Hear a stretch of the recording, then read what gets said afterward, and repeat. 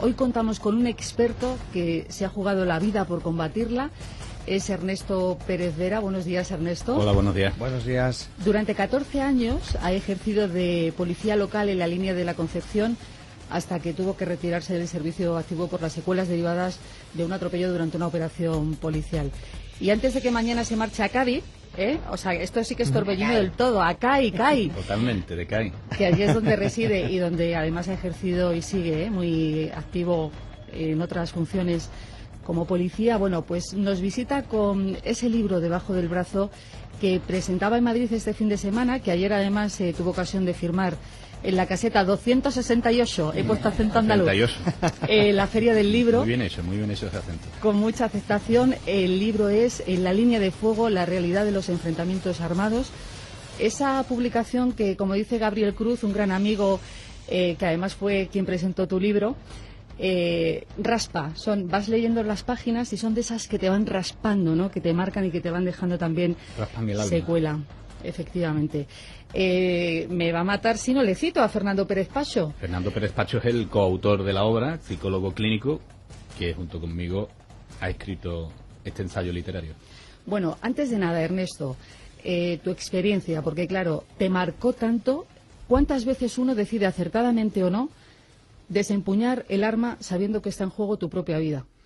Mira, eso no, aunque parezca que los policías estamos preparados para el aquí y ahora, el o tú o yo, el sobrevivir a tiro limpio, no es cierto. No estamos preparados para eso. No estamos preparados porque no nos preparan en la academia, en ninguna. Entonces, ¿cuántas veces, dices tú, cuántas veces piensa uno en eso?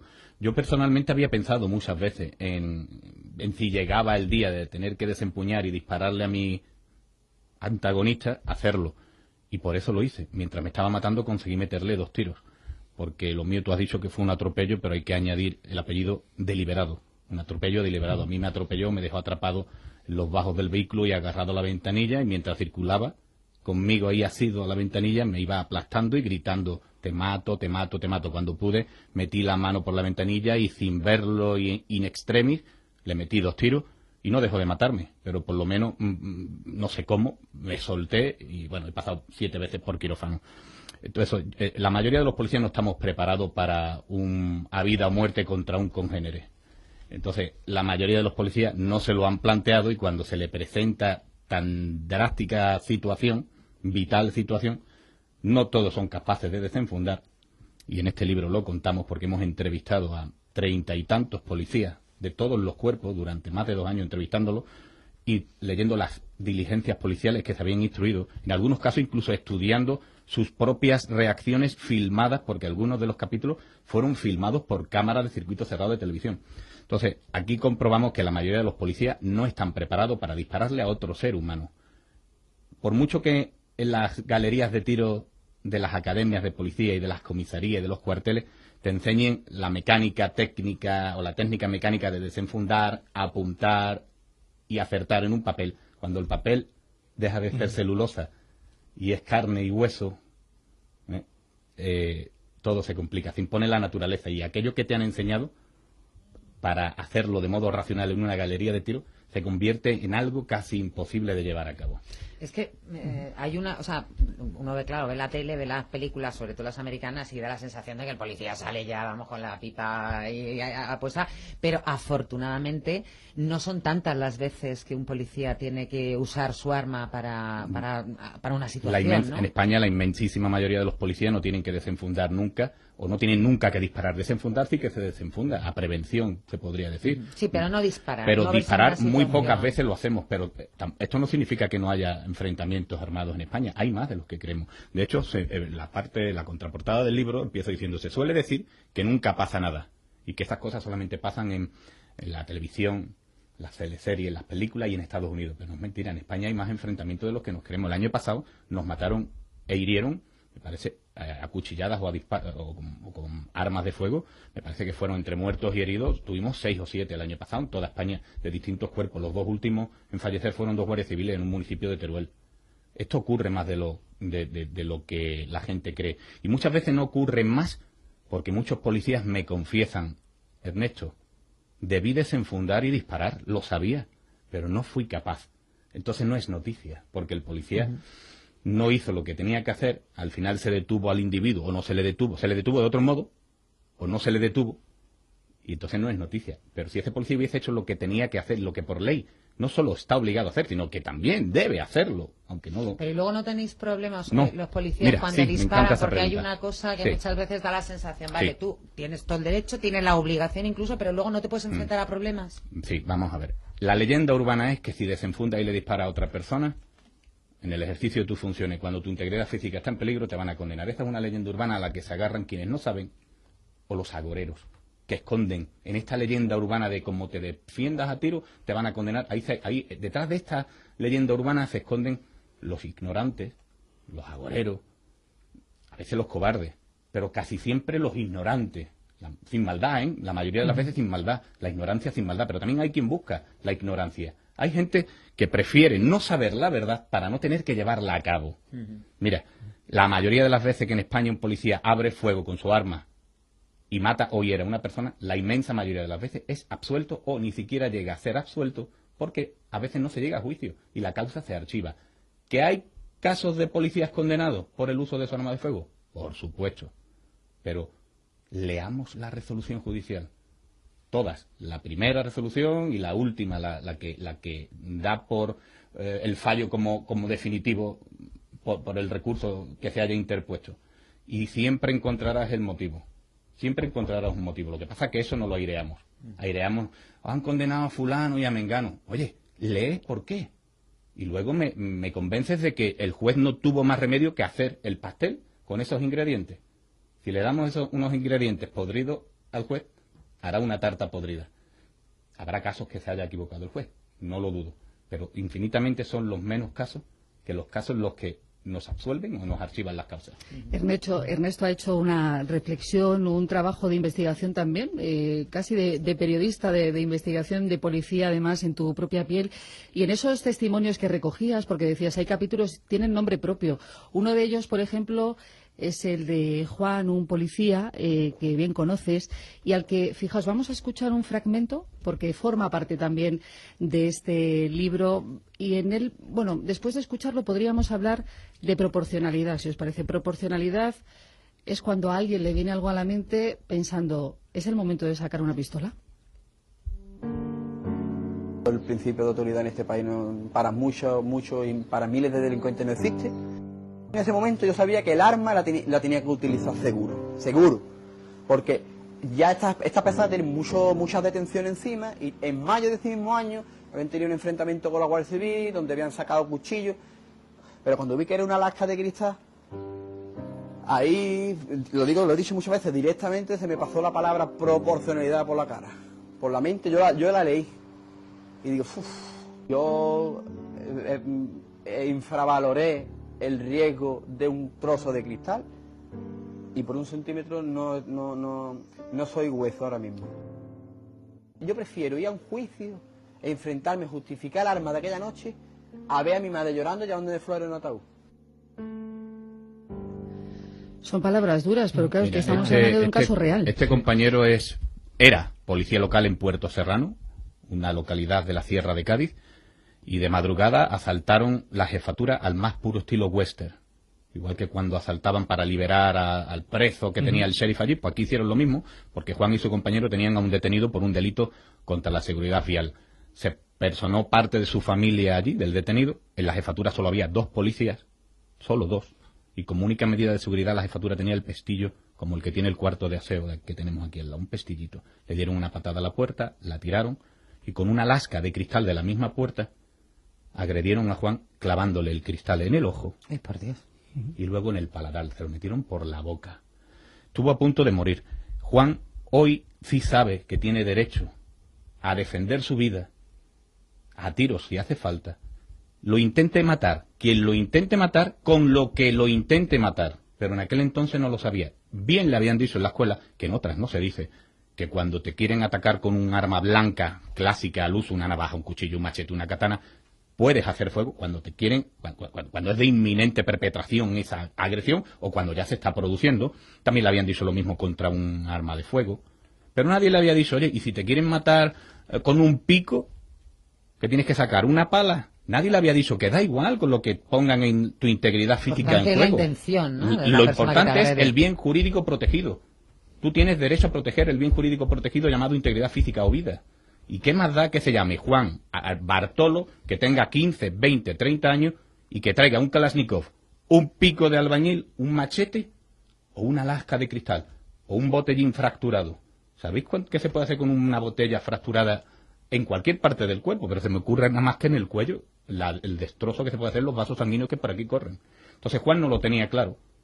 A Juan no lo habían instruido lo suficientemente bien como para saber que tenía que disparar. De hecho, desenfundó y montó el arma delante del malo.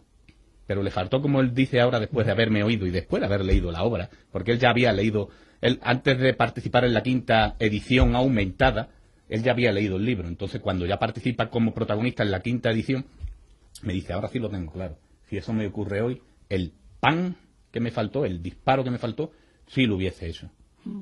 Pero en aquel entonces todavía no lo sabía que podía hacerlo. Oye, Ernesto, por esto que nos comentas, ¿tú crees que sería necesario variar, en parte al menos, la formación que se os da a vosotros desde las academias para contemplar este tipo de situaciones? Y no sé si cabría algún tipo de ejercicio especial, que muchas veces lo vemos en las películas y nos parece que eso, en fin, es propio pues de la CIA y demás, pero... Mira, tú has sido generoso al decir variar sí. En parte. En parte no. Todo. En casi todo. Mira, a los policías, esto que voy a decir es duro y áspero. A los policías hay que entrenarles la voluntad de matar. Y ahora matizo.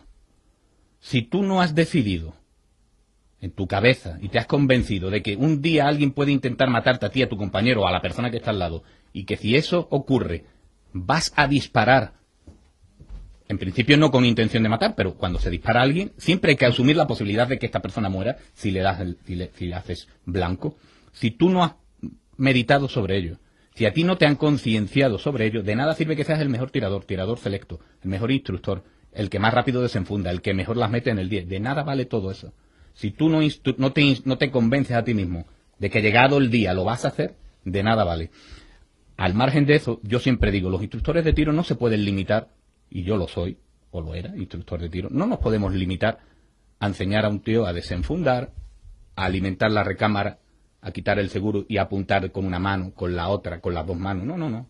Un instructor de tiro tiene que ser un compendio de varias facetas profesionales. No tiene que ser doctor en Derecho, pero sí tiene que saber cuándo sí, cuándo no se puede disparar. Esto es como si un profesor de autoescuela te enseña a meter la primera, la segunda, a reducir, incluso a derrapar, a pararte, a iniciar la marcha, pero no te dice cuándo tienes que iniciar la marcha y cuándo tienes que pararte.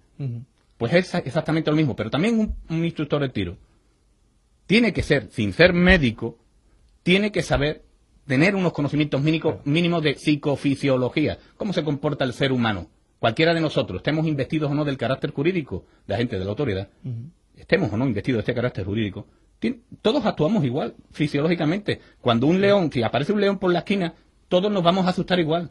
Tenga yo una placa aquí y una pistola aquí, o solo tenga un micrófono en la mano como tú tienes ahora mismo. Entonces, si no sabemos cómo reaccionamos por dentro ante el peligro, ante el miedo, que es natural y sano, si no sabemos eso, no podemos desarrollar ejercicios de tiro para afrontar eso. Yo lo resumo así.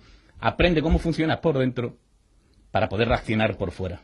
Y eso es precisamente, estábamos poniendo el ejemplo de Juan, pero hay otros muchos. Vamos a recoger también el testimonio de Domingo, porque en estas entrevistas que tú también has tenido con ellos, pues había detonantes en común, ¿no? Decían que en apenas segundos, cuando te encuentras en esa situación de peligro que estás describiendo, Ernesto, a uno se le pasa por la cabeza de todo, se le pasa a la familia, se le pasa el miedo, el juicio, que es importante, ¿qué me viene encima ahora? Y también, efectivamente... Por aquello de los agoreros que yo te decía, porque te han dicho toda la vida, te van a condenar, te van a condenar, te van a condenar. Y en eso, y es verdad que a veces yo mismo dije, en el momento de estar disparando, o justo antes, yo recuerdo que dije, que sea lo que Dios quiera en el juicio. Incluso yo que estaba especialmente entrenado y mentalizado. Y en una situación de pero límite. También he descubierto con los años, entrevistando a muchas personas, sigo entrevistando a personas sobre esto, que hay mucha gente que esconde en la excusa de el temor judicial, ahí esconde su impericia, su cobardía, su impreparación, la esconde en eso, porque luego hablas con él Y dice, vamos a ver, si me estás diciendo que no sabes manejar tu pistola, ¿por qué le echas la culpa a la repercusión judicial? Si me has dicho que necesitas 5 minutos para preparar la pistola, tú no hubieses podido disparar. Esa fue la razón por la que tú no disparaste. Porque no, estabas preparado. Sin embargo, el cerebro busca lo cómodo, lo fácil, la excusa que ante terceros no me deje muy mal. Y eso es es que precisamente... lo hice por el juez, por la repercusión judicial. No, tú no estabas preparado para disparar. Aunque hubiera bajado Justiniano, el padre del derecho, y te hubiese dicho, monstruo, tira. No, no estabas preparado. Claro, pero es que la demora en una respuesta tan crucial en la que está en juego tu vida es fundamental para poder sobrevivir. Vamos a escuchar a Domingo. ¿Por qué me gusta ser poli? Bueno, sobre todo yo creo que es por la vocación de servir. Yo hice todo lo que en la academia pocos meses atrás practiqué. Encaré al malo, le gritamos las órdenes, todo. No sirvió para nada. Estoy vivo porque el malo no tenía la decisión de morir. Hay ciertas situaciones en que la única solución, por trágico, porque es duro y trágico, es matar al malo. Aquí no hay intermedio. Cuando te pones el uniforme, tú tienes un doble compromiso con la sociedad, es decir, tienes que servir, tienes que garantizar una seguridad. Y el segundo compromiso que tú tienes es la familia. Tienes que volver vivo a casa. Qué fuerte, ¿eh? Domingo es un compañero también del sur, como delata su acento, un apasionado de la policía, un licenciado en biología que nunca quiso ser biólogo, siempre quiso ser policía y hoy lo es, muy comprometido con la seguridad ciudadana y siendo policía en práctica se vio junto a 3 compañeros cañonando a un individuo en un callejón sin salida, un individuo con sus capacidades mentales alteradas, pero yo no lo sabía. Simplemente era un individuo sospechoso con un cuchillo en la mano y al que esta gente con las pistolas le gritaban tira el arma, y Domingo no fue capaz de disparar, pero también comprendió ahí que era mentira eso de que el ruidito, ese clac, clac, montar el arma delante de un malo, no asusta. Los 3 montaron la pistola delante del malo y el malo no tiró el arma. Hay veces en que el malo la ha tirado. Yo he encañonado a gente teniendo el arma preparada y todo, digo, me lo voy a asustar un poquito más. Y aun teniendo la lista, eso así, ¡clac! Y el tío cuando ha visto salir el cartucho que ya estaba en la recámara, se ha asustado doblemente, pero porque eran personas que no habían decidido, como Domingo ha dicho, dar el paso decisivo de matarte. Y Domingo descubrió ese día que no estaba preparado. Sin embargo, 6 meses antes había salido de la academia y se creía que era el Masca, porque además había sacado excelentes calificaciones. La realidad de la calle difiere mucho de la realidad de los entrenamientos a los que somos sometidos. Al final, de los 3 que estaban encañonándolo, bueno, llegaron 2 más, al final fueron 5 los que estaban encañonando al malo, y cuando el malo dio el paso hacia adelante, desde 3 metros de distancia que lo tenían, solo uno se atrevió a disparar. Disparó a una distancia de menos de 2 metros, queriendo dar en una pierna, y falló el disparo. Y fue objeto de burla de sus compañeros, de otros. Ha fallado el tiro. Otros dijeron, yo hubiese hecho esto. Todos hubiesen hecho cualquier cosa, pero ninguno estaba allí. Ponerse delante del toro es muy fácil cuando uno los ve desde la barrera o desde el sofá. Pero cuando hay que estar, es cuando se comprueba hasta dónde puede llegar tu preparación, tu capacidad. Yo no sé, Ernesto, a mí me da la sensación, cuando estabas contando eso de una gente que asalta a una jefatura de policía para liarse, vamos, una persona que se enfrenta a un policía, me da igual, un guardia civil, municipal, todos son agentes de la autoridad, son todos efectivamente, igualmente a un agente de la autoridad, es como, a mí me da la sensación de que es muchísimo más peligrosa que otra persona, porque si se enfrenta a una persona armada, ¿qué no hará con un ciudadano de a pie? Los individuos que agredieron a Juan Cadenas con arma blanca de cristal, esta gente están en prisión ahora mismo, condenados por los delitos estos que cometieron contra Juan, pero esta gente tenían un bagaje ya delictivo tremendo. Una situación muy parecida habían protagonizado contra un guardia civil meses antes, y el guardia desenfundó y creo que hizo un disparo intimidatorio y los tíos huyeron. Juan no hizo ese disparo intimidatorio. De todos modos, ahí ya no cabía intimidación. Ya Juan estaba contra el cuchillo y la pared, contra el cristal y la pared. Lo que sí hizo Juan, una vez que se sintió herido, volvió a desenfundar. Pero ya no cabía el disparo. Ya se había agotado el riesgo porque los tíos se marchaban. Agotada, porque esto es una cosa muy importante que hay que comprender. Porque lo que ya no puedes es disparar detrás. Juan debió disparar cuando debió hacerlo. Instantes después de que lo agredieran y dejaran de agredirlo, se había agotado el riesgo que un minuto, unos segundos antes existía. O sea, agotado el riesgo contra mi integridad física, agotada también mi necesidad de disparar. Hizo bien en no disparar.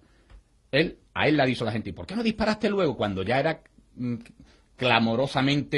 estaba clamorosamente claro, valga la redundancia, que estaba herido. Y Juan dijo, es que ya no cabía disparar. Es verdad, ya no. Antes sí, pero no lo hizo.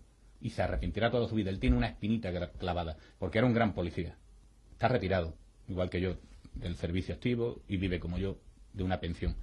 Y su espinita es, ¡pam!, no haber apretado el gatillo, el disparador aquel día.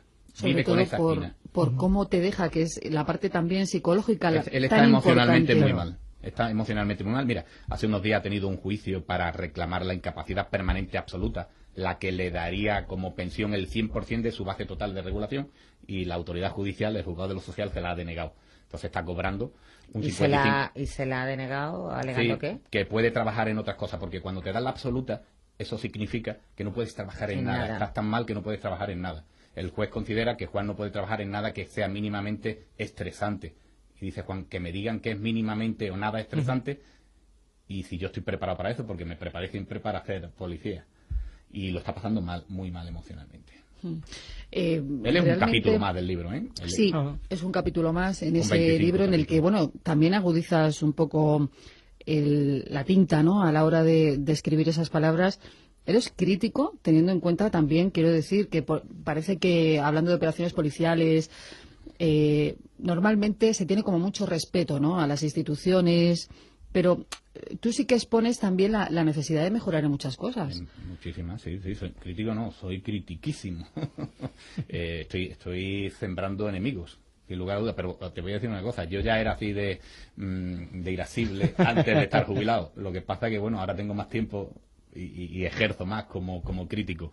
Y por supuesto que hay que mejorar muchísimas cosas. Se hacen muchas cosas bien, pero otras muchas se hacen mal. Esto no significa que todos los policías no sepan disparar o no sepan manejar su arma. La inmensa mayoría no estamos preparados para un enfrentamiento a vida o muerte real. Para la galería de tiro, la mayoría sí, pero algunos no. Yo conozco gente que no ha pegado un tiro en 15, 20 años. Yo mismo, oficialmente, jamás fui llevado a las prácticas de tiro. Jamás fui. Tú dirás, claro, pero tú eres un experto, tú llevabas, ¿verdad? Yo desde pequeño, tirando. Pero ¿y los que no son como Ernesto y que llevaban los mismos años que yo? Son peligros andantes con una pistola a la que no saben sacarle partido. Y algunos entrenaban particularmente conmigo, o con fulano, o con mengano, pero oficialmente yo te puedo decir que hay policías que llevan de todos los cuerpos, porque aunque los cuerpos estatales, por ejemplo, tengan sus planes anuales de formación y reciclaje, no siempre se cumplen. El papel todo lo mantiene, la realidad no, lo aguanta todo. Pues Ernesto Pérez Vera, quédense con este nombre y quédense con ese título, En la línea de fuego, la realidad de los enfrentamientos armados de los que él tanto conoce y que por desgracia también tuvo que padecer en primera persona. ¿Cuántos enemigos me gustaría a mí tener como tú como amigos, para que todo mejorara en la vida? Muchas gracias. Porque es necesaria, ¿verdad?, la crítica para mejorar. Y mucha suerte en esta andadura que te queda, en esas investigaciones que te quedan, en esas conversaciones con tantos colegas a los que desde aquí, desde Madrid, bueno, les mandamos un abrazo afectuoso. Gracias. Así que nos vemos por Cádiz, pero a Lipio Vego, igual tomando allí, no sé, de otra manera. Mucho Cádiz. Estupendo. Muchísimas gracias. Muchas gracias. Sí, buena suerte. Ernesto.